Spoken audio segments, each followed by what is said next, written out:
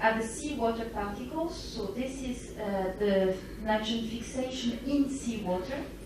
And we took the corals from shallow and deep waters in presence of corals or just with mucus. But this is not in the coral. This is in the water. What happens in the water? The nitrogen fixation in the water. And what we saw is this: that with shallow corals, we just put mucus or a coral that is continuously enriching the water with mucus, and we see an increase. So it means that the coral is continuously releasing mucus in the water and enriching the diazotrophs, enriching the seawater in diazotrophs, or enriching or giving food to the diazotrophs in the water. And there is no, here we have more enrichment, more N2 fixation in the water with the coral. Here in the deep, we have less enrichment when the coral is here compared to the mucus. So we suggest that here the corals are just feeding on the mucus that they release. So they first release the mucus, enriching the seawater in the diazotrophs and in N2 fixation, and then they graze on this mucus. So we can have the following diagram: that this is the coral with a mucus layer enriched with diazotrophs and the algae. So there is a continuous release of diazotrophs in the seawater, except that in shallow corals they don't take a lot of these diazotrophs because they don't need it. But in deep corals or in bleach corals, there is a big re-ingestion of diazotrophs that are in the water, just to compensate for the nitrogen budget and to get more nitrogen from the water. So this is mostly, I can give you a third example, but it will be too long. So I don't know, maybe I can stop here. I can continue, I can stop here, depends what you want to do. Luna. So I can give you a last example with the autotrophy. So this is more, we have a coral with the algae here inside, and we want to know where the carbon from photosynthesis is going. If it remains in the algae or if it's given to the coral host. And I told you before that everyone, all the coral scientists from all the studies have shown that 90% of what was photosynthesized from the algae was going inside the coral tissue, was given to the coral for its own needs. And we also wanted to test this hypothesis. So we labeled the water was bicarbonate C13, and we followed the C13 in the algae or in the coral tissue. Well, I just keep all the equations and so on that we did and measurements that we did. I'll just go to the results.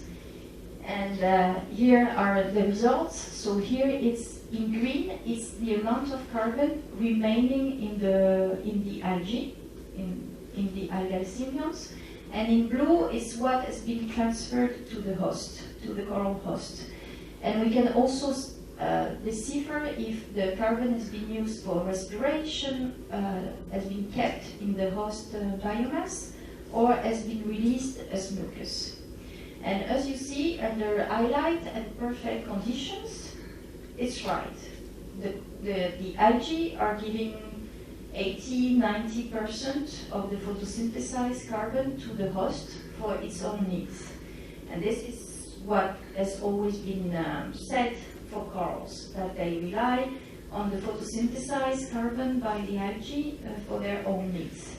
But when we change the conditions, for example, we put corals under low light, you see that half of this carbon is kept by the algae for their own needs. And in this case, the algae are not anymore as symbiotic as in under highlight. They become a bit more parasitic, I would say. because they keep the carbon for their own, for themselves.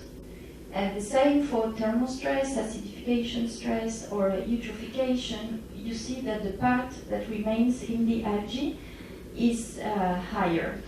So in this case, it's not always the fact that algae are transferring most of the photosynthesis to the coral host. It depends on the environmental conditions.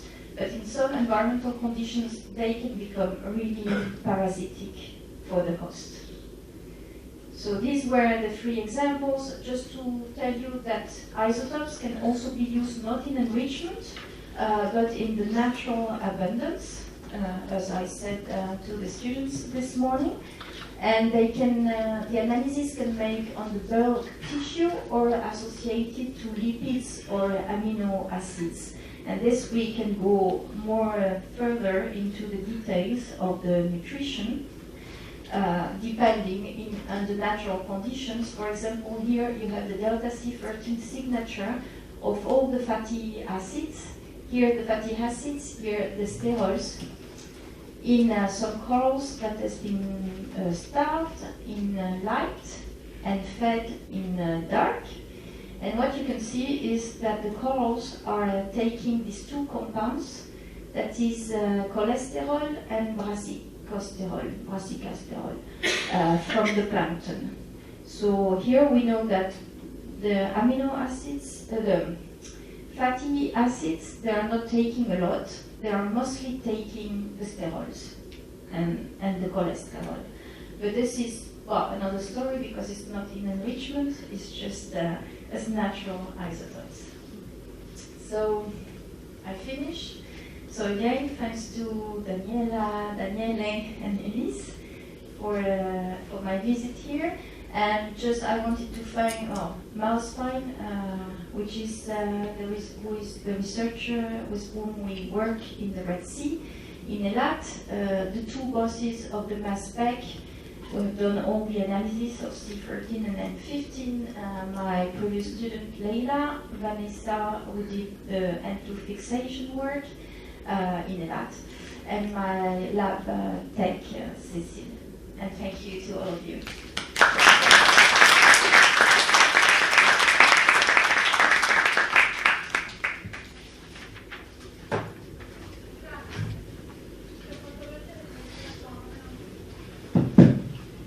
Thank you. Thank you very much.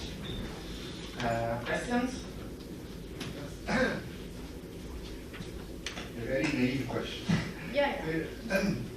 So they are able to ingest both crustaceans and mucus.